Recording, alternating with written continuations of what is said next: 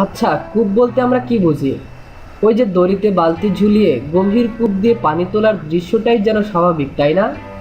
আচ্ছা, যদি বলি এমন কূপও আছে যেটার বাইরেই দড়িতে বালতি ঝুলে থাকে আর পানি উপচে পড়ে কূপ বেয়ে, আর এত বেশি পানি গড়িয়ে পড়ে যে কূপের চারিপাশে মোটামুটি ছোটখাটো একটা বন্যা হয়ে যায়। কি বিশ্বাস হচ্ছে না?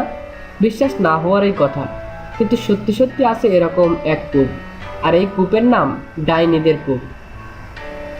আর অদ্ভুত এই ডাইনিদের কূপ আছে ইস্তোনিয়া এর উত্তর অঞ্চলের তোহালা গ্রামে।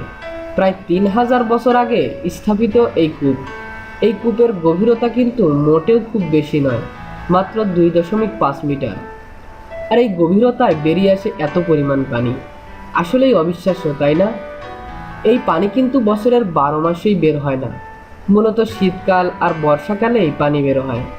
আর যখন পানি বের হয় তখন চারপাশের অবস্থা তো আগেই বলেছি।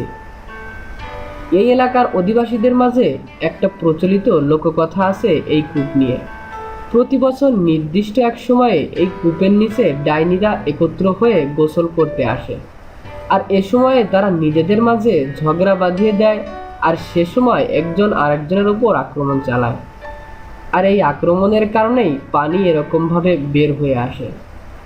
আসলে এই এলাকার মানুষেরা মনে হয় জাদুর রাজ্যে বসবাস করতে বেশি পছন্দ করে, আর সে কারণেই হয়তো আজও বেঁচে আছে এই সব লোককথা। আবার অনেকে বলে তা রাতের বেলা এই কূপের উপর দিয়ে আগুনের গোলক উড়ে যেতে দেখেছে। আবার অনেকের ধারণা এটা সৃষ্টিকর্তার এক অলৌকিক নিদর্শন।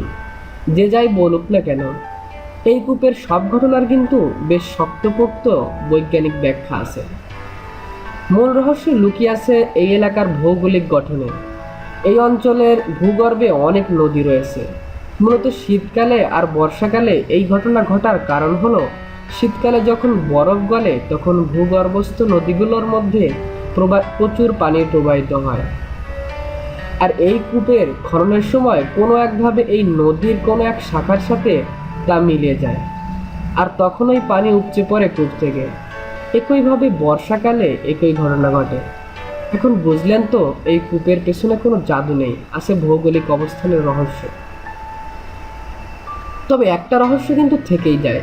তৎকালীন সময় এত সূক্ষ্মভাবে মাটির নিচে থাকা নদীর কোনো এক প্রশাখার সাথে মিল রেখে মাটির উপর দিয়ে কিভাবে এই কূপটি খনন করা হয়েছিল? নদী না দেখে এটা খনন করা কি আদৌ সম্ভব ছিল?